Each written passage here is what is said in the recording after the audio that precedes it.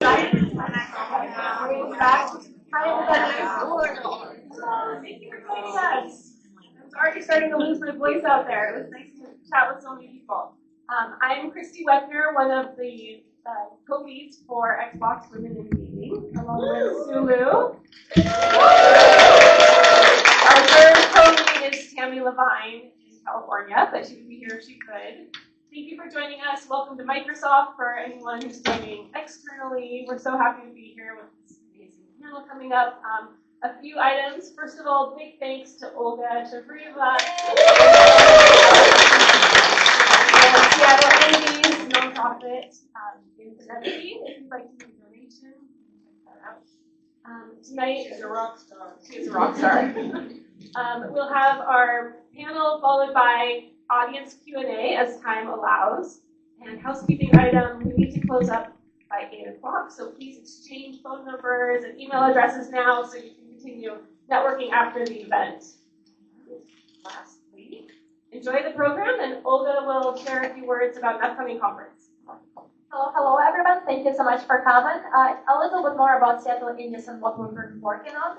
We have a few exciting initiatives coming up here in the Seattle area. If you haven't heard, we are putting together the Indie and AA conference that could coincide with PAX West. So please follow us on socials. Seattle Indies has a fantastic Discord and also hosting various community events, including some in Redmond. So please join Seattle Indies Discord or LinkedIn for more updates.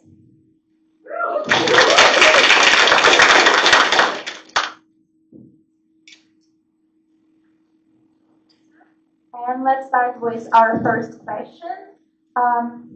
Please give your elevator pitch of your personal journey. And was there a moment when you realized you needed to be intentional about building your personal brand? And what triggered that realization for you?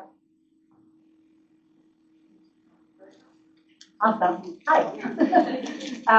So my name is Chloe Juicy. I lead our partnership with publishers and self-publishing developers in the Americas for ID and Xbox. So work with partners of all shapes and sizes, from the one-person solo developer to thousands of people, big independent developer or publisher. I started in the industry completely by accident. I'm French, so the French reference felt like Obelix in the Magic Potion. Because I was using for short with my friends. And so I started as a French log tester back in the UK. And I just fell in love with it. I made some great friends, and it was pretty cool. So kept going, and then worked in their BD team, and then continued my journey at PlayStation in Europe, where I was doing something not unlike what I'm doing today, and then moved over to the US for 3 years. And been at Xbox for the past 5 years now. And I came to realize that maybe I should think about my personal brand really in this role, or just before this role. I did not work for 2+ years looking after my kids. We were very, very little at the time. And then I decided it was time to go back to the world of grown-ups. And I was terrified. And I didn't know how to get started. It felt like the world had completely changed in 2 years. And it was pre-COVID, so I have no idea what was coming really. But so I spoke to a friend of mine who was actually training people in presenting themselves and kind of career coach, and she was amazing. She offered me a free session. I said, yes, please help me.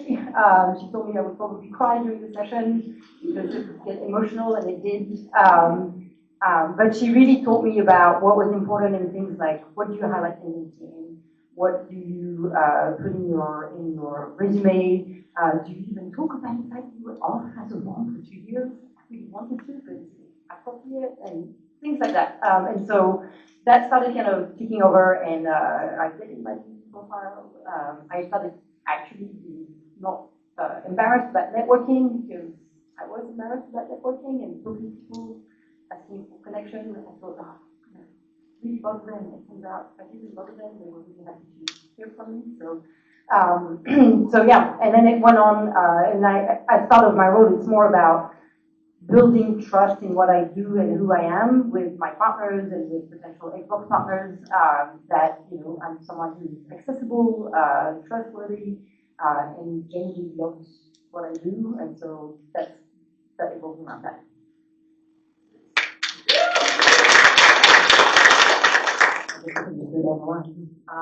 So hi, I'm Brady Campbell. I am the game development community manager for Xbox. So very specifically, that means that I'm the community manager for game developers who want to publish on Xbox.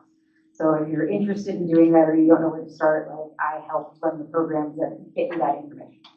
I'm actually really new at Microsoft. I started in April, so I'm still getting my feet under me here. But in terms of my journey, I also kind of fell into gaming pseudo by accident. I've always been a gamer, and I went to school for digital cinema. So our program was mixed with the game development program. So I was already doing game development stuff at that point in time.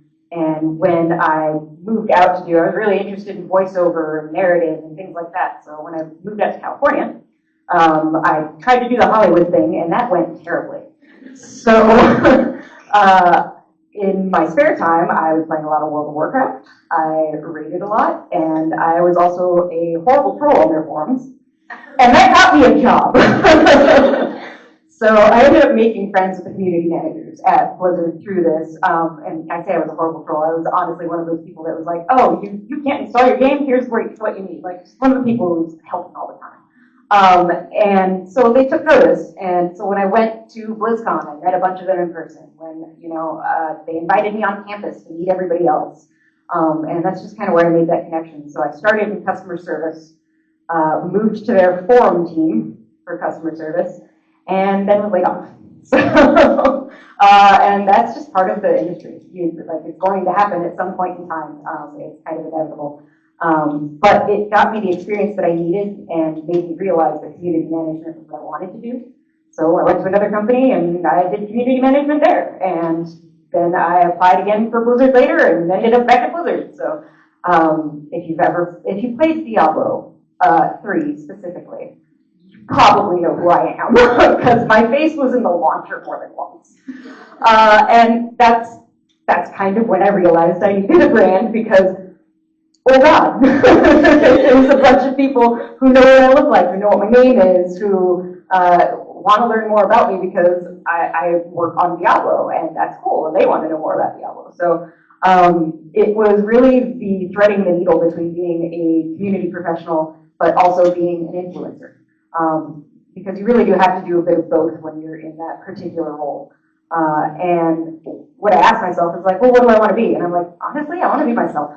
I want to be authentic. I want to be one of them. I want to be a Diablo player too. I want them to know that the people who work on this game are just like them and care about it the same way they do. So that's always just been key to me is like, always be you as part of it. And that's taken me from working on Diablo to working on D&D for a while because I'm a big nerd, so I wanted to do that too. And same thing, it took me to Firewalk and it brought me to here. So I'm super excited now that I get to do exactly what I'm passionate about, which is helping folks make games. So I think that's it. What I just learned from you is it's true. Do what you love, right? Like that is really important to follow your passion. I'm Paula Cuneo, and I co-founded with my partner Cindy Ball a company called Fierce, which is eradicating returns in e-commerce by doing 3D shopping, which is super fun. So we're working on that.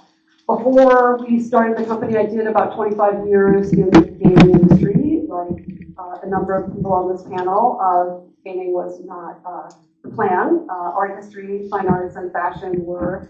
And I actually ended up at a company called Microprose that did a game called Falcon 4 and then Warcraft and a bunch of things. And it was the first big job I had. First big job I had in a big corporation. And I thought I knew what I needed to look like and how I needed to show up on time and how smart I needed to be and how prepared.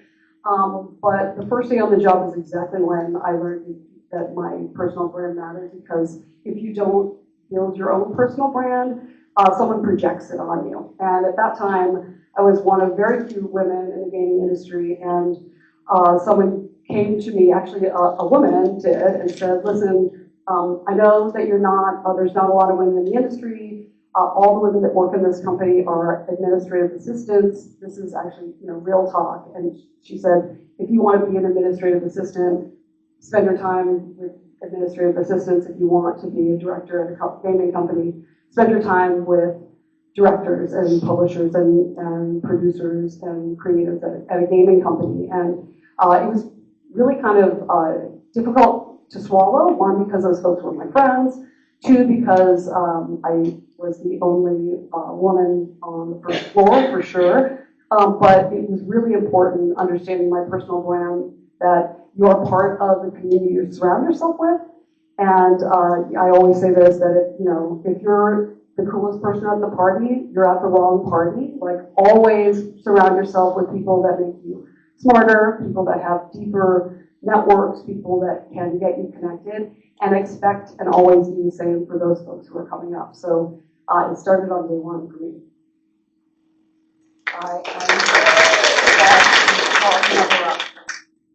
We had the joy of working together at Oculus, launching the first Rift. Seems like yesterday, not. Karen Kaplan is my name, and before I just launch into a little bit of my journey, I wanted to say one thing about branding, and the saying is true for you personally or whether you're working for a brand. You must define your brand, because if you don't, someone will define it for you, and then you're in a corner, and it's really hard to get out of that. So let's just say you're in a work environment, and someone says, she's one that's just always late, like I was today. Wasn't great, but then you're always the late one. Don't bother with her because she's always late. Just a simple example. So I was randomly called by this recruiter. He said there's a company called Nintendo, and they're looking for someone to work here that is from outside the industry. And it's curious, I'm here today because the Switch 2 launched today. And I had the absolute joy of building the entire division from the ground up. It was the most amazing experience. I was there for 16 years.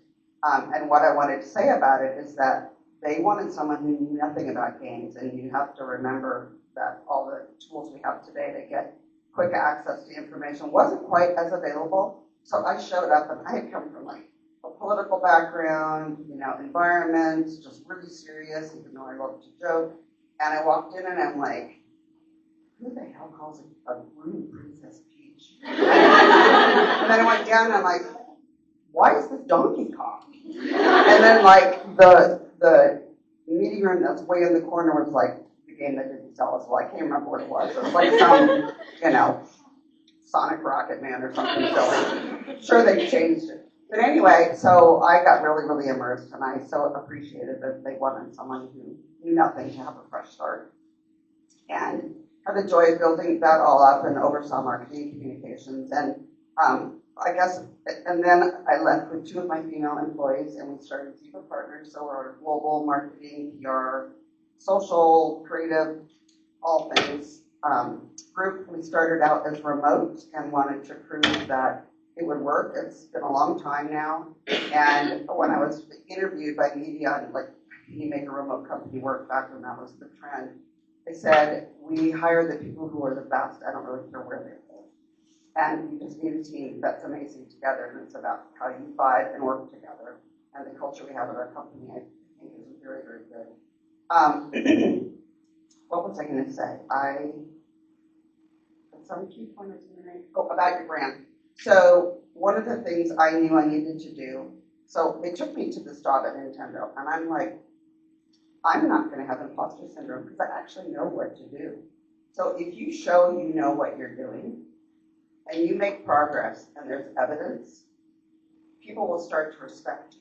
And that's really what happened there, because I was doing something that no one else really knew how to do, and they watched it grow and watched it have success. And with that, I just gained more and more authority to keep kind of doing innovative things. And that was really wonderful. And, this may be sort of an odd thing to say, just given how casual our industry is, but how they see you is how they will treat you. And I dressed up every freaking day. And I still do. Put my makeup on, I do my hair, might be wearing sweats on the bottom, but I show up professionally every day. And that may seem like a simple thing, but again, how they see you is how they treat you. If you respect yourself and respect the job, and you're confident in what you do, then that does show quite a bit. And I, of course, I have other things to say. And in the meantime, while I was doing that, I started a nonprofit dog rescue, which is a large one in our region, and we rescued about 10,000 animals. Except for I did launch Nintendo. Thank you all for sharing your stories. They're very diverse and inspiring. And one thing, I think we all want to clap for every single one of those women. Let's just imagine we're clapping so we can get more questions in. How would you define your personal brand, and how has that evolved over the course of your career? I just wanted to say something a little bit like, as Paula knows, I always say, shocking. The confidence I talked about, and if you have imposter syndrome, you need to find a compassionate friend to talk about it. Like, you need to charge forward and work. But the way I found to be most effective is I brought joy every day. And I frankly was very interested in other people. And I parlayed that into my business as Zebra Partners. We've got 36 of us, a lot of wonderful client partners. Things are really busy and we're doing crazy, amazing things. But when I'm meeting people or talking to people, I'm not like, so what do we want to work on together? Or, so what's your budget? Or, is there a deadline? What's your background? I need to meet that person first. And not only have I made so many amazing friends, but I do think it's hard to talk about yourself. But I've been told that I am a really good connector and a joyful person that people want to meet. And people give your titles like, oh, you're a legend. And I'm like, legend people are dead. I'd rather not do that. But if you show you're alive and you're loving and you're interested in people, because they move in different jobs and go to different places. And if you show the interest in people, people do love to share about themselves. You learn something about them, and then you figure out how you're going to connect. It doesn't always work with everybody. I'm sorry for those who don't want to, know somebody. Or build a relationship. Some people are very, very closed off. But it has just served me really well. You have to love what you do and be interested in the people you're going to do it with. I would completely agree. To your point too, nothing elevates and scales your personal brand like other people being able to tell people what your brand is. So take a minute to ask your close friends and your colleagues, like, what would you say my personal brand is? Because you might actually be surprised at how they describe you. And it may be great. You may not like it. It may not be exactly what you want. And that's really worth reflecting on. I mean, I think, for me, my personal brand, and I think both my friends and colleagues would say this, is that I am possibly to a fault, fiercely loyal, cross-industry connector, a yes and style with full-on DIY approach to things. So I think really big. But I execute with joy, and I think it's really important to remember that, Cindy and I say this a lot, show and don't tell, right? Your brand is what you do. But my dad used to say, when I complained, he'd say, put your head down and work harder. I'm from New England. And it turned out in this industry that it's also important to pick your head up and let people know that you did that work before someone else takes credit for your work, or all of a sudden they say we too many times and it turns into I. So, doing the work is critical. Having the reputation for doing good work on time, on budget, with joy is critical. But, balance your humility with being able to put your name on something that you're proud of, because that's how people know who you are. Your work will speak for itself. So I talked about this a little bit earlier in my intro, but my brand tends to be authenticity and transparency. Mostly because those two things are very important to community management, but they're also just things that are very important to me about communicating with other people. And it wasn't only making sure that I was the kind of person that our players wanted to talk with because it was easy to talk to me. I wanted to be that person for my developers too. And I came to have a relationship with my developers that if they wanted honest feedback, they came to me because there always is that part of the industry, especially if you're new, where you kind of don't want to say anything. You want to endear yourself to people, and it's the natural want to do that, and it's not always the right answer. Part of it is reading people, knowing who you have to talk to that way with versus those who actually do just want the honest truth. And so that's kind of what I realized was the thing that I brought, and so much to the point where I think there hasn't been a job I've been at where people go, I thought you've been here for like 3 years. Like, I started last month.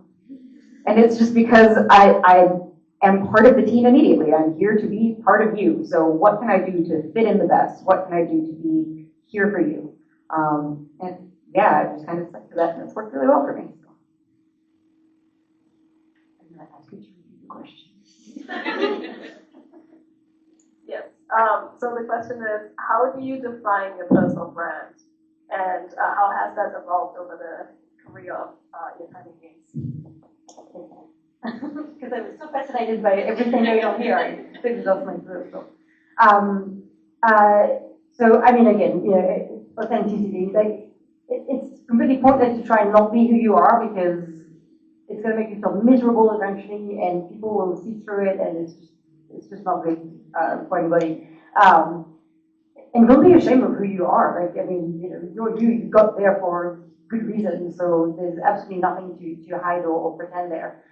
But the way you bring that up to the surface can change depending on who you work for, what you're trying to achieve, the kind of role that you have. So I'm very much partner facing. I speak to a lot of external to Xbox partners, but I also work with tons of teams internally. So I have those two hats, right? And do I change my brand between the two? Actually, very, very little, if at all, because in both sides, I have to build trust. In both sides, I have to be approachable. And in both sides, I have to also deliver. And I work hard because I love what I do. It helps. But taking credit for what you're doing is something that took me a long time to get to. It's something that to remind myself to still say it like this. And it's not because I don't want to. It's just sometimes I'm so busy in the day-to-day of just delivering to other people that I forget to also show up for myself, which is kind of very contradictory, but it's true. And then the outward-facing kind of brand is, I would say, I feel very lucky at Xbox. You're somewhat even encouraged to put yourself out there, and you can share, of course, about what Xbox does and really cool stuff. But you can share about yourself, and not every companies are comfortable with that. Some companies are a lot quieter than others, or employees are a lot, on the whole, quieter than others. That's something that you can find out about when you join the company and talk with them about. But there's a lot of groups that are comfortable with that outward-facing branding, and being part of groups like Women in Games, or if you're part of other communities within gaming or otherwise, use that. That's a great way to make connections. It's a great way to, like Farron was saying, you get to know people that will move companies. You will move companies. You'll remember the people. Company they worked at might still be there or not, but the people, absolutely everything. They trust you. They want to work with you, whether you work at PlayStation or at Xbox or wherever. Like, this is all about the people. Companies are important, but the people you work with is most important. Well, thank you so much for fantastic insights. So another question we have is, how can personal branding help drive change or improve representation in the games industry? Important one. Again, so organized. as someone who, I actually started out in the newsroom before I went into environmental and other work, so I had just a real understanding of that. But I realized I was the spokesperson for Nintendo for many, many years, so my name became familiar, which is where some of that comes from, because it's familiar. But I realized after moving from that into my own company and growing older in the industry that I really needed to share my knowledge and invite as many, in particular women, in as possible. And so even today, if I'm having a business meeting with someone that's high level, I'll say, do you mind if I bring so-and-so? Because I just want to expose as many people as I can to how business is done, to learn the things that feel authentic to them, and then they can see how I operate, because I'm very true to myself, and I have a sense of humor, but I'm also dead serious, like Paul and I are both just go for it. And but there's a big heart attached to it, and then people can witness all that and figure out like who they are to that and see what works and doesn't work. And so I guess I see myself as a businesswoman, but also as a mentor, because everything I've learned, I need to share for others. And I'm at a point in my career, I don't need credit anymore. I don't need to be, she did that. I would rather say, she did that. And sometimes women can't say that to themselves. And I'll say it for the men in my company, we're mostly women. But I think the switch to becoming a mentor and delivering as much knowledge as I can is really where my focus is. I worked in DEI and social impact for a long time at Oculus and Meta and Facebook, and there's a lot of important work to be done to open the door and let as many people in backstage as possible. And as you get older, open the door and let the other people go in before you, which is hugely important. But here's my pro tip for personal brand if you were new in your career. Always be on the traveling team, right? There's Gamescom, there used to be E3, there's GDC, there are the PAXs, there are conferences. These happen constantly. When you go to them, you will see the same group of dudes, no offense, Tim, always talking on the panels to each other and then going to have a steak, okay? Guess who's learning something? No one. They all know each other, right? So you get on the plane, you go to the conference, you ask to talk, you get on the panel, and I promise you, the one time you go, then you are on the traveling team next year. Hey, where's my GDC pass? What? Oh, I was there last year. What? I know Jamie and Sally, and I was at the bar with some. You're on the team. If you don't show up, you can't let anybody else in behind you. And that sort of getting out of your office, getting out behind the desk and showing up for yourself allows you to show up for other people, and it will build a more diverse community, and people need to see that. And that's a concept that is really dead serious because, of a certain generation, you've been raised behind a computer screen, and it takes an extreme amount of lack of inertia to get yourself pulled together and get out the door. Freaking do it. Your life will be so much more full. The real world is where it's happening. So I'm going to talk about influencer management a little bit, because that's kind of where a lot of my impact on the industry is reflected. When I started on the Diablo team, and we were looking at who we had that we were bringing to BlizzCon, or that we were asking to make videos, or that we were asking to cover our patch notes, they were all middle-aged white dudes. Every single one of them was a middle-aged white dude. And it was like, okay, sure, I get that that's our core demographic, but women play Diablo. I do. Like, I'm here too. And, people, some of our, highest population of players weren't in the US. They were in Brazil, or they were in Russia, or, any other number of places. And none of that was reflected in the people that we were putting as the face of our game. So it was something that was very core to me when I was managing influencers, where it's like, you do great work. I don't need you. You've already built your audience. People already come and watch your streams. People already come and watch your stuff. I don't need you to represent my brand. I need to find somebody else who's going to show that this is more than just these same 5 white dudes that you see every patch. And there's always a variety in there that you have to include. There are the thing that I looked for more than anybody else wasn't who they were demographically. It was what do they contribute to the community. How good a person are you? Do you make me want to be a part of this community? Or are you one of those streamers that talks down to their audience the entire time? I don't want you. I don't want you representing my brand. I don't want people to think that, Diablo is the kind of game that you go and play to and everybody trash talks each other.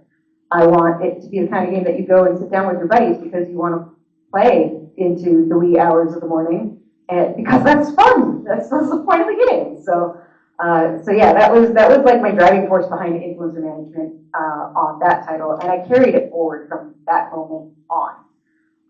In tandem with that, who I am as a person tends to be very invisible.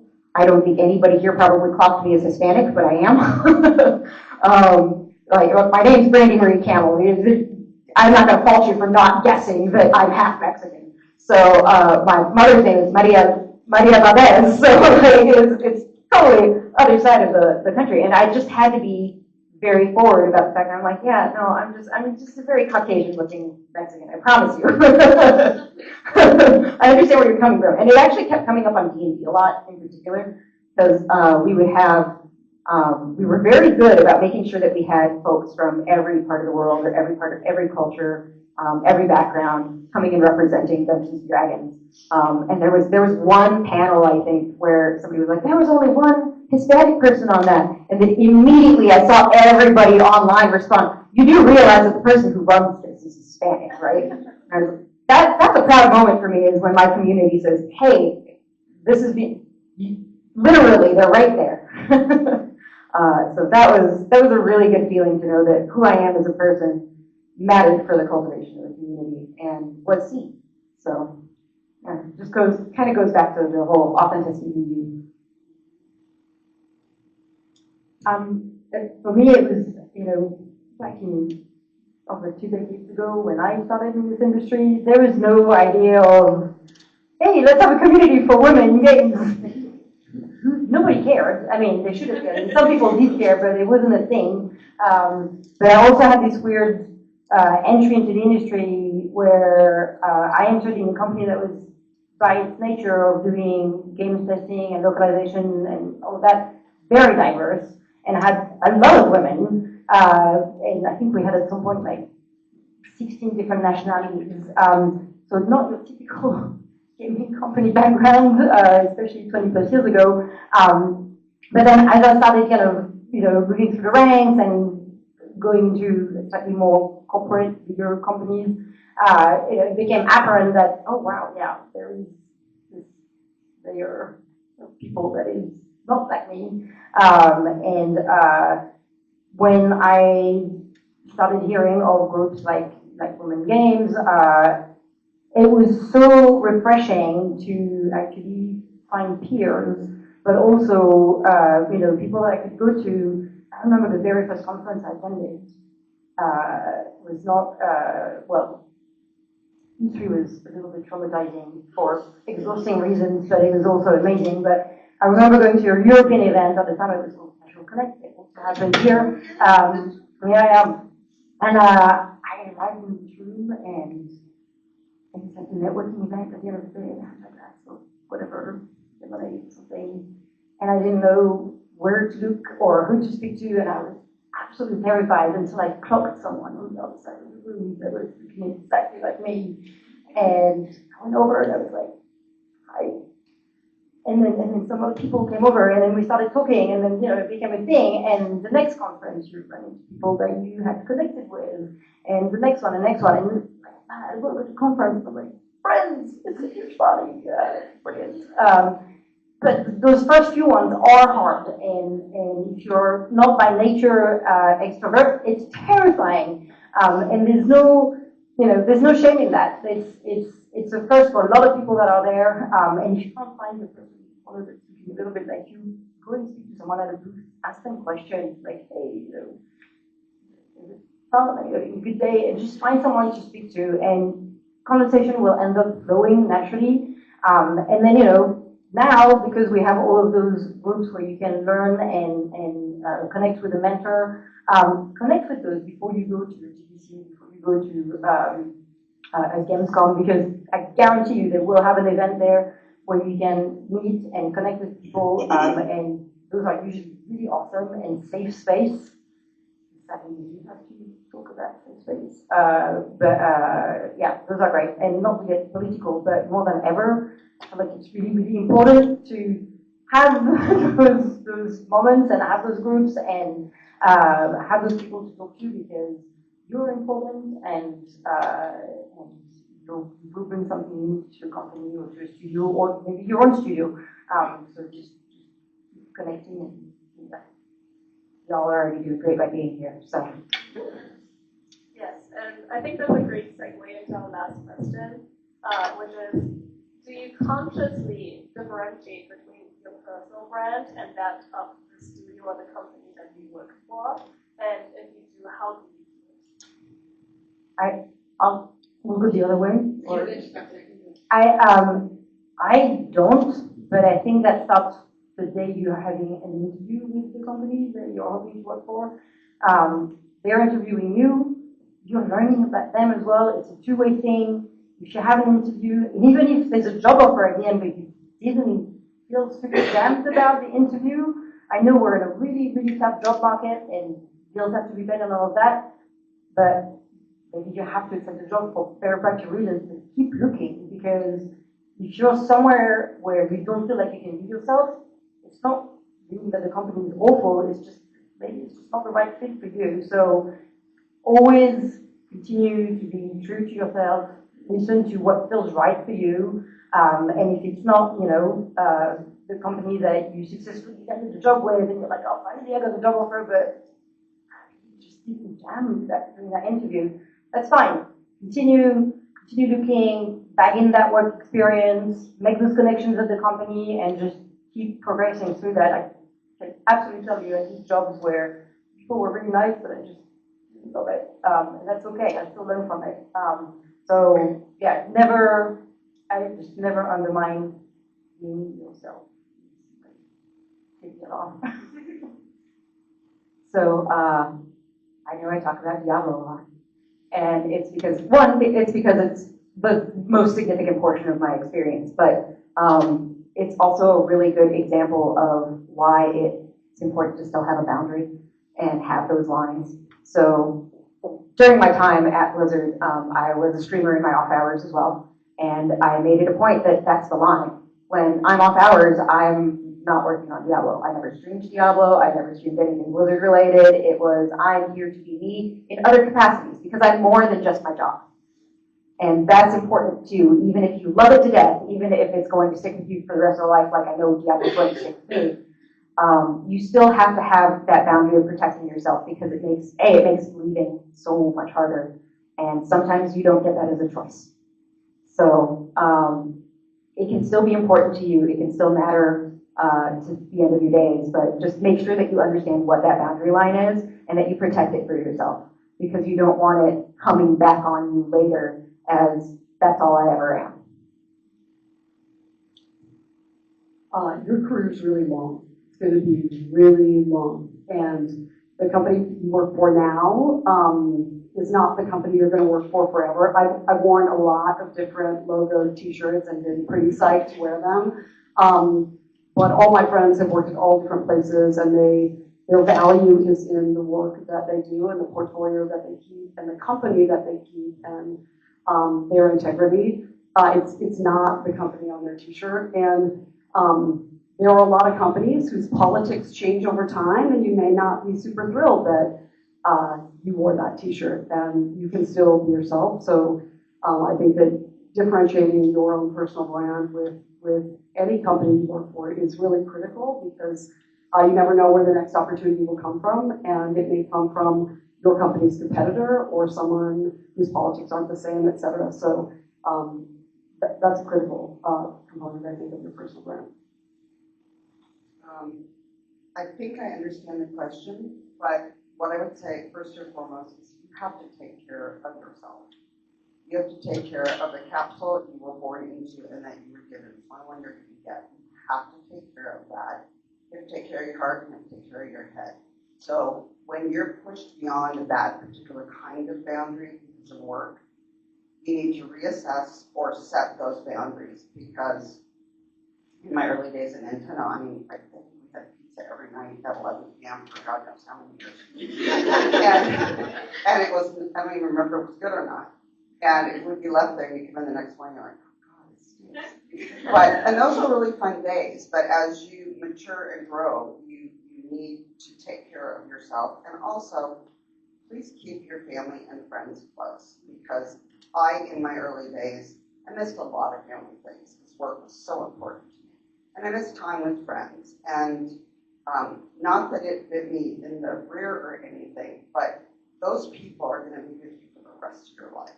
And you're going to dip your toe into multiple different, I mean, I sort of view careers as a field of different ponds. You're going to swim in that one for a long time, you're going to dip your toe in that one, you're going to want to move on, and just be curious and explore and perform at your best and be confident and be authentic to yourself. But then when you're done, you need to be done. Thank you so much. Don't go to bed with makeup. Sounds like you speak from experience. We have a few minutes for audience questions. So if any of you have questions for our lovely panelists, Christy will take a mic over. So raise your hand.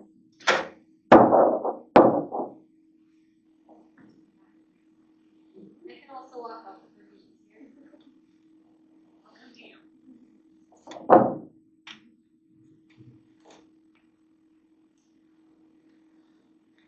So I've had a number of mentors in the past, but I've heard a lot recently about sponsorship and getting a sponsor in the industry. Do you have any recommendations of what criteria you would look for in a sponsor? Are you looking for criteria for what a sponsor looks for in someone they're sponsoring, or what you would look for in a sponsor? What I would look for in a sponsor. Yeah, you want to look for the person whose job you want when you grow up.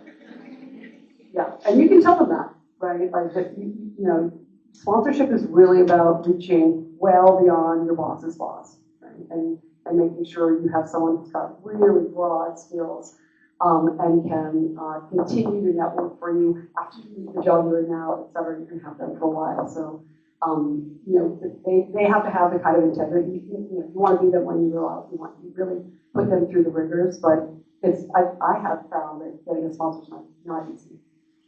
Yeah, I would say make sure the individual is confident in themselves and they don't need you for a certain kind of tool, or they don't need you to see how great they are, if that makes sense. Because it's really, if you find a good sponsor, they're going to be with you for the long haul, and they care about you and they really like you, and it's all going to be about helping you navigate. It's not going to be about them. So find someone who is less about self and more about help.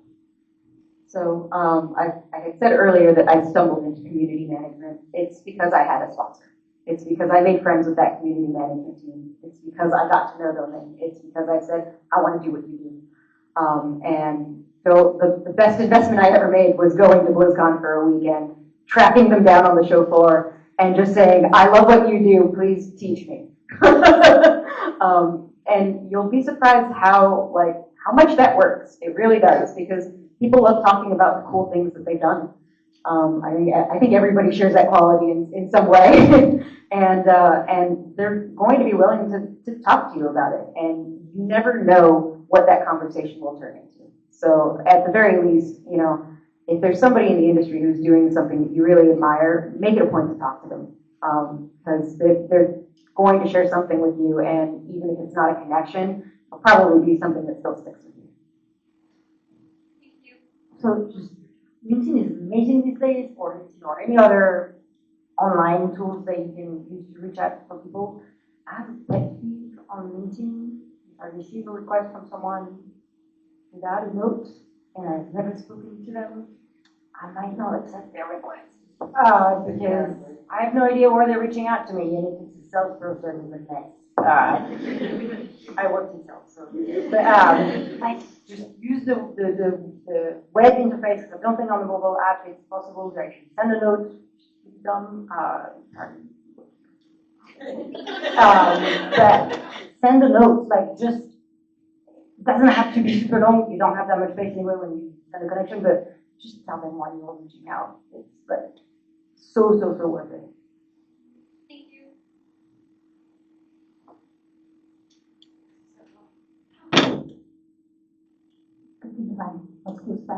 Hi, thank you so much. Really appreciate all the insights that you all shared. I love the fact that you spoke about the softer sides about branding, like trust and authenticity and things like that.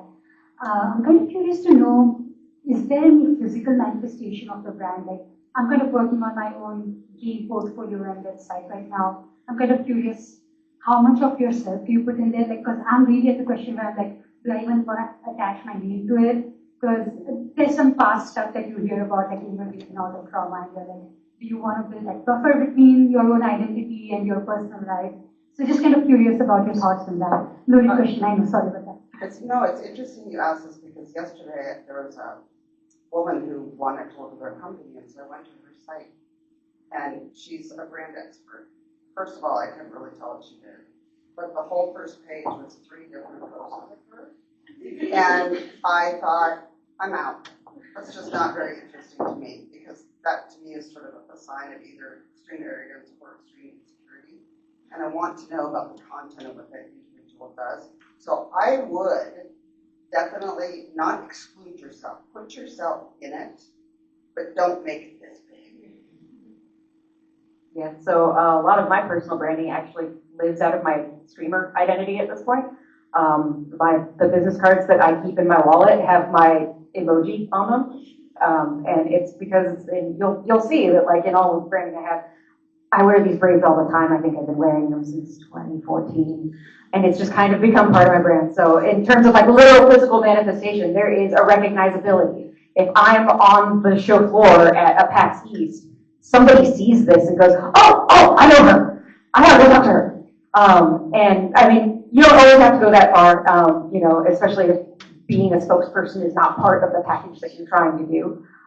But having consistency is the part that's important. So whether it's a color palette that you use on your site that is consistent on your social media, whether it's a particular icon that you use everywhere, even if it's not your face, maybe it's something else that you associate with your brand. Whatever it is, make sure that it's the same across the board so that people will associate it with you frequently. From a game building side of things, I'll use an example. Vemba, for example, it's a lovely game, and it comes from a deeply personal story from the developer. And if you haven't played it, you should play it. It's amazing. Bring tissues. But it is very relatable to their own experience of an immigrant living in Canada, and that's amazing. That's great. There's another developer based locally, Adam, and they have a very recognizable style. First shooter, there's a game. I can't actually mention the other one because they did show it with other stuff. But the next game is very recognizable as being from them as well. And similar to what you were saying, like it's got a kind of similar color palette. It's got a recognizable art style. So I think it depends like what side of you you're putting down, but as far as being personal, it can really contribute to what you're building as well. Thank you so much. Well, if you're looking for another question, I just wanted to add, I meant to say it earlier, but always be kind. Do not gossip. Do not be that person. It will not benefit you even if you've got something hot to discuss. You have to be known as trustworthy and someone who doesn't spend their time down there. We gossip every single day. I mean, we all could like gossip about, President David. Just be kind and be curious and make time to make others feel good about themselves.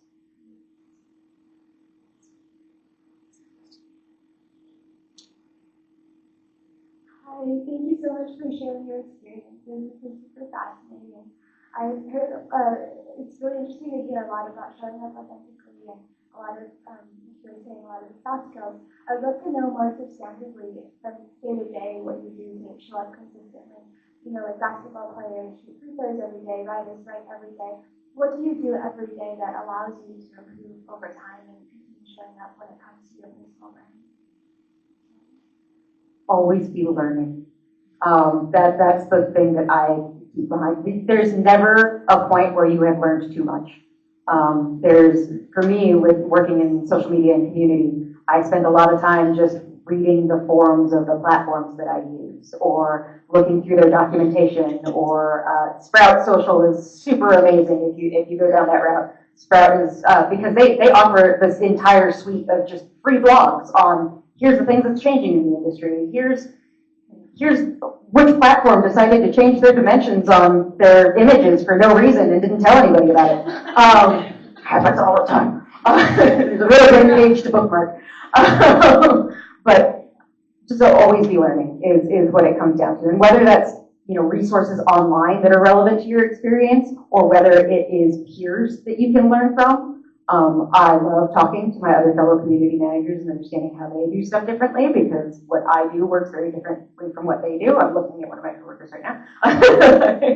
And there's just always something to learn. I've been in this industry for 15 years, and I still pick his brain every day. So. Can I amend my question a little bit?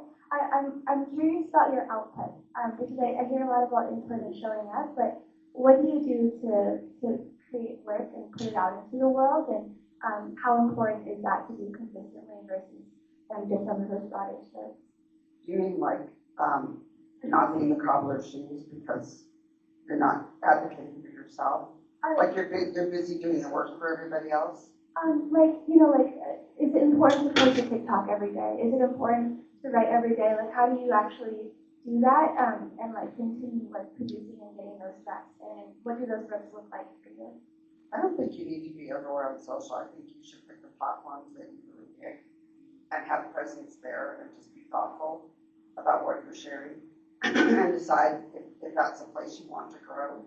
I do think that LinkedIn is a really, really important tool for careers. And a lot of people are like, no, that's like business. But I don't know that you'll get a job offer off TikTok as fast as you would maybe from LinkedIn. Depends on the job. I knew when I said it, that's what it is. I'll say I do not enjoy putting myself out on socials, but thought leadership is real. And as long as you are adding value to the platform that you're on and not reposting other people or showing up to show up, I think that to be really thoughtful is important. I've got a colleague who writes for 2 hours every Sunday, puts together writing for LinkedIn that is very, very thoughtful, soup to nuts thought against it, thinks about publishing, gets a visual identity together and puts it out. And it over time, it makes a really big difference.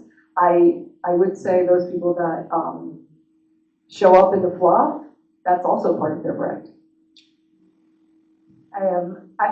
I don't think you need to post all the time. I think it's more, honestly, when I post something on LinkedIn that's aside from, hey, which book showcase on Sunday, if I post something a bit more extensive, and that will usually be a bit more personal, it's because it's been irking at me. And because I really want to share it with some other people. And so it can be as spontaneous as it needs to be. Again, it's just, that's part of who I am and I feel good about putting that out there. If you're going to be working more in community management, and social media management, then you probably want to have something a bit more structured. But for career growth and development, I think it's down to what feels right for you. I left what was called Twitter because I just couldn't take it anymore, and I was using it for work. I literally was only using it for work, just reposting, messaging from Xbox, even encountering some cool games and pitches, but I just decided, no, that's not healthy for me, so bye-bye, and Blue Sky is amazing. But I don't post that regularly on Blue Sky either, but it's just somewhere where I feel happier, yeah, and so that's what I choose myself. Yeah, I do want to, bring amendment to your question. Don't post stuff just to post stuff. Post stuff because it's meaningful, especially if your brand is to be authentic. Then post it because you care about it. Post it because it means something to you. And I also want to reiterate the point that you made about be on the platforms that are meaningful to you, because you don't need to be on every platform. And I talk to game devs about this all the time. I'm like, well, I need to be on this, I need to be on this. Yeah. Oh, not only would it take all day, but there are some platforms where your audience isn't there. So if you know where your audience is that you want to participate in, where you want to be seen, where you want to be involved in that community, focus on those platforms first. Make a priority list. It's even just the way that I look at community management doing what I do now. I ask myself, where are developers? Well, developers are on Discord, developers are on Blue Sky, developers are on LinkedIn. Those are the platforms I care about. It doesn't matter what the other ones are. I would look up people that you really admire as well and look at their social footprint and how they do what they do. Yeah, have you ever seen someone that oh, yeah, she's posting that again. Oh, I don't really care what you ate. It just can go on, and they're posting just to post, and then people just turn off because we have so much information coming at us every day. There's not a lot of extra time to take in the fluff, and those people will be bypassed. So I would look at the people you admire and just kind of check out how they're doing what they do. That was phenomenal. Thank you so much for answering my question. I think about this a lot, and the way you all answered it was really well done. Don't go to societal pressures about all that. Hi, nice to meet you all. My name's Hannah, and I'm a designer fairly early in my career, and I feel like when it comes to developing my own personal brand, I have a strong sense of my own identity, but one of the blockers I come across to consistently and is very much stopping me in growing my career is that the ability to communicate myself effectively to others. And you're also well spoken, I'm in awe, and I would love to learn and know your secrets, or what was your process in doing so, and even the challenges that you face. I know I'm kind of talking a lot up here, but I come from the communications realm. I would take the time, if I were you, to write down, do you know what key messages are? I feel like if I would love to hear your. Yeah, and so maybe even go into ChatGPT and say, what are key messages and what key messages might you say about me? And my point is that if I were to explain in 4 bullet points who I am or what I can offer others, that gives you the clarity. And I remember in the really early days, truth be told, when I was really young in my career on the environmental, I was working for a state agency with my very first media interview, and my throat closed up. It was on the phone, and I pretended to cough, and I had to be like, I have to call you back. And then I was like, holy shit, you gotta pull your act together, girl. So splashed the water on my face, called back, hi, I'm ready to chat with you now. I almost vomited, but I'm ready. But what I didn't have was my cheat sheet. And so you have to develop, what are the features that Copilot? I'm not that. I use both. I use it today. But you can use it to just form some ideas, right? I actually use it because I was preparing a presentation for a higher up. And I wanted to relate it to Diablo. And so I asked Copilot to use sort through my email or whatever and come up with my personality traits and which character I would be, or which class I would be in Diablo. But I did a sorceress, and then it listed all the different traits as to why I did the sorceress, and I was way better than I could have come up with, and it was a fun way to actually highlight some points that were completely valid, but more when you use Harry Potter. I would just add, don't be fooled. Practice. I used to do Connect, which is a big conference for Oculus, and all the folks that were on stage and were really good, they were backstage every day practicing. They were in their hotel rooms practicing. They memorized all the time. They were unapologetically practicing. And I always thought that they were natural speakers. I always thought that they could walk across the stage and go, there are 3 important things I'm going to do. First thing, like, that's all practice, right?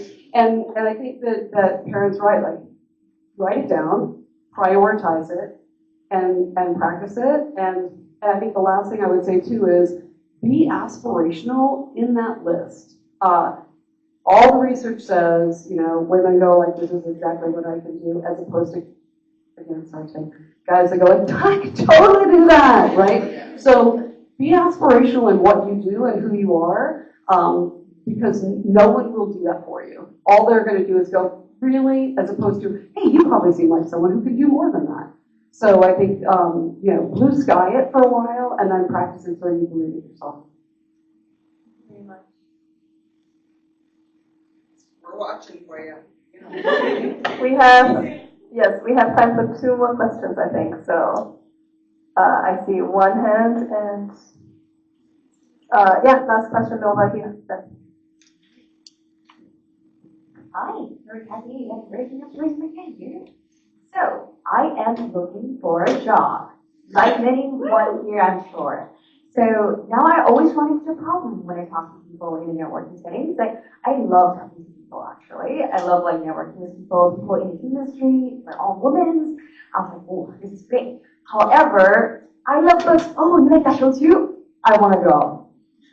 Like, how do I connect that and still be authentic, but also don't come across as pushy or, I want a job, please, I beg of you. I wonder, if there's any tips and tricks on how I can balance genuinely making friendships and making connections, and also, the utilitarian side of actually networking and making potential bets to the next job. So I mentioned earlier when I didn't work for a couple of years for my kids, and then I had to look for a job. And at first, I was applying through various tools without actually connecting with people, and came to realize that maybe I should actually connect with people before I even apply to anything, and not be embarrassed about it. If people frown or spy when you say that you're looking for a job, then whatever, I'm good, talk to the next person. When you're in a networking environment, it's going to come up in conversation, right? Talk about your background, talk about what you studied, maybe don't open with that. But talk about you, what makes you tick. It's completely fine to be looking for a job. So many people are, and it's really, really, really hard. Knowing the people that might lead to that job is going to be the number 1 priority. So take the time to know them as well. Like, it was mentioned tonight. Ask them about their career path. Ask them, just create conversation that will lead to them, remembering that conversation, and they'll think about you. Become there oh, we talked about this and that, and maybe I should think that because I've heard about this position or whatever it is. And then you can do that in person, obviously that's awesome, but you can do that online. That was my light bulb moment 5.5 years ago, when I was like, oh wait, people don't mind me, contacting them, even if I haven't spoken to them in several years. For the most part, people were really happy to reconnect, and we would set up, a 30-minute call, and I would ask them questions. You make them feel valued, but you're learning in the process, and that's really what's important. So you don't come across as someone who's expecting something from them, but they feel important. And we're all human, and it makes them feel great. So I like doing that as well. It makes me feel great. So that's how I would approach it. Yeah, be a salesperson, right? What do? They listen to the other person, find out what they need, and then go, I know how to do that. I can do that. I'm available for that. And then I would say the one thing that when you're really busy in a job, people really appreciate it when you follow up, because it's just that extra step in finding you again is really, really hard, even if the opportunity arises where they think of you. So, following up, be present, be relevant, I think that people need you to follow up. It's not, you're not nagging people. And if you talk, if you do chat with someone and you're showing interest in them and learning, and then, for example, I sent someone a note today. I know I talked to you about this a couple months ago. This article came out. I just wanted to make sure you saw it. Send it to them. You know, just there are lots of ways to keep communicating. And it's not just about sales. It's about vibing with someone. Because then they'll look out for you. Oh, I know that so-and-so's looking for something, or I will keep you in mind. And you also can say, in the field of X, specifically what you're looking for, do you have any ideas other really great people to talk to? I would love it. And no pressure, but that would be really great if you have something. Yeah, I really want to reiterate two things. One, absolutely never be afraid of making a reconnection with somebody. They're going to, like, if they had the connection with you in the first place, then they want to hear from you again. And that was something that I know that I had to get out of my head. You know, I was looking for a job not that long ago. The last job that I had before this was at Firewalk Studios. That was in November. So I was counting down the clock and going, I have 3 weeks of unemployment left. God, I hope I find something. And, you know, or I'm going to have to move, or I'm going to have to do this. And the number of people that not only reached out to me because they just saw me putting myself out there and saying like, hey, I'm looking for this, or hey, I can do this, or I just came off this job and now have these skills. A ton of people reached out to me that I hadn't heard from in 8-9 years because they had had such a great experience just working with me in a previous role and said, oh, now I know she's looking for this thing. And so it's a lot of just having a personal connection is the most important part of that. But nobody's going to fault you for job searching, especially not right now. Yeah, the last one. So before we go to the last question, my apologies. Let's do a fun exercise. Kenny, you're not here with us tonight, but let's do your exercise. How many people here are looking for the job? And how many people here are actually hiring or know someone who is hiring and can connect you all?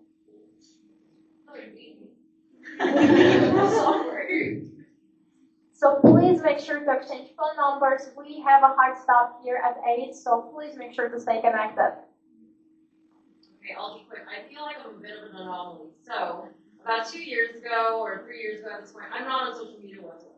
I spend about an hour a day on my phone. Otherwise, I'm just creating or just doing stuff.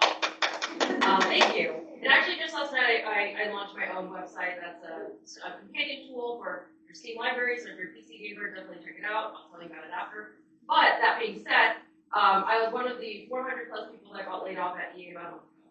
Thankfully, they were like, hey, you can continue on this because I was accepted to a rotational program where I could work at Cliffhanger Studios, which closed down. And then, you know, earlier this year, my husband's studio shut down. So we're kind of all in this boat together. I know. Big sigh. It hurts. It hurts my heart. But, you know, this entire time, I'm still hopeful and I'm happy because for the first time in my life, I figured out what I want to do. And what I want to do is bet on myself and go on my own. How do I do that? You know, and I think the thing that makes me a bit unique is my husband, I'm not going to say him, has had a very big story impact in the games industry as well. And, you know, we've only been together the past couple of years. How do I build up my brand to not be in his shadow, but stand on my own while I'm doing my own thing? So I know it's very unique. It's probably doesn't apply to most people. No, actually, it applies to one of my employees who is, her husband has a much more prominent role. Mm-hmm. Well, her husband has a really prominent role, and everybody always says, "Oh, you're Johnny's wife." Mm-hmm. She has built her own brand. She dresses like Princess Peach every day, and she loves it. And she's a bit of an influencer herself. She's British, so she's got this fantastic. So she'll say, "Oh yeah, whatever," and then she'll go on to talk about her thing. She's definitely her own person, and he also honors that she's doing that. He doesn't need his ego fed. This is her deal. It's his job to support her. He already has his prominence. So how do I, like, this is the first time I've ever done anything on my own. Like, I've launched my website. I'm, I guess, kind of unemployed. Like, how do you start your own thing, you know, with your own companies? Like, what motivated you? How did you get started? And yeah, I guess what were those first meetings? Oh my God, just do it.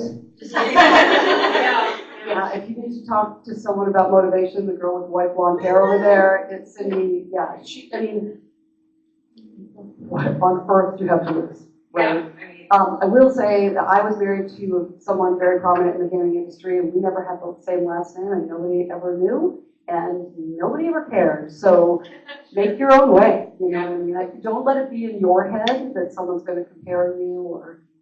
But there's a lot of Romeros, right? There's a lot of people in this industry who've made their own way that work. You know, we all hang out together, so we all end up making it. So it's not that uncommon. But I would separate those two things. One, if you want to do your own thing, like there's path for that, and two, you guys share the same last name. Like I kept my last name, and I'll hyphen it sometimes. Yeah, I mean, or change name. Who cares? Like I think you'd be surprised at how much people don't. Or give yourself just a name. Sure. Just give yourself a name. yeah, I think the thing I struggle with too is like, I love my husband and I do want his name because we are that close. But, you know, that's the thing I struggle with. It's like, I am very much my own person. I am very distinct. I have my own personal brand, but he has also an equally as big of a personal brand. Like, how do we grow as individuals? All right, come clean. His name's Robert Bowling. He used to be the community manager at Infinity Ward during the original Modern Warfare series and the creative strategist for investment as well. So most people know him. He was the Call of Duty guy. And, you know, now that I'm like, you know, like unlike some of you guys on the panel, like I knew from a very early age I wanted to work in games. I was the girl that worked at GameStop. I was the girl in college that did the video game club and all that stuff. I did the video game clubs at my other corporate jobs that were just tech companies. And you know, now that I've been at EA and seeing what big games looks like, I was like, this is good, but it's not for me. And that's kind of what propelled me to come to this. I've never done a networking before. I've never done anything. So. You have a lot of personal power. I'm not really worried about you. Okay. That's one of the advocates for you, but He doesn't does. get He in your does. way. My husband also works in games. We don't have the same last name, but when we started dating, we seen together. So long ago. Anyway, but it doesn't matter. Nobody cares, and nobody cares. I mean, you know, are you from like 1990? But those in-person events for what you're doing to connect with other studio startups, with other entrepreneurs, with potential investors, do those in-person events. You don't have to be on social media and all that, but I think the human connection that you'll get from those events absolutely essential to, you know, even getting advice on, I went to Seattle in these events not long ago, and they had founders speaking about their experience, and I learned stuff about tax purposes. I would never have thought about that, but, you know, so it's the kind of stuff that you will learn that you might not even know that you need to learn going to those events. So 100% look out for those opportunities to connect with other people that are starting their own business, whether it's in games or otherwise, and just get that knowledge from them, or share problems, or, you know, challenging, or just being like, it's hard today, it's hard, because that, you know, in times you'll need that, and in other times you'll be able to also go to them and celebrate your success and, you know, great stories, and hope, you know, have other people learn from you. So seek out those in-person stuff as much as you can. Just Zoom coffees are a good thing. Don't go into it asking for anything. Just say, I'm so enthralled with what it is I see you do. You would spend 15 minutes with that virtual coffee on Zoom. I'd love to ask you some things. And then they will see you and you will shine. So the one thing that I'll toss in here, I met my husband at Blizzard. He decided working in games sucked. And was like, you know what I'm going to go do? I'm going to go be an IT guy, and I'm going to work at Microsoft. Guess who got to Microsoft first? So, but at the same time, don't be afraid to use each other's resources. Like, there's nothing wrong with that. He is as much a contact in your industry as you are a contact in his. And there isn't anything wrong with leveraging that in ways that make sense. So you're still going to stand on your own because what you do is different than what he does. And that's what matters. You rule him, so make him work for you. Thank you guys. Thank you so much for coming to our event. This is hopefully the first of many, and we'd love to see you back. If you want to host anything, if you have an idea for a panel, if you want to be a panelist, I think you have my email address, and yeah, we hope to see you at another one.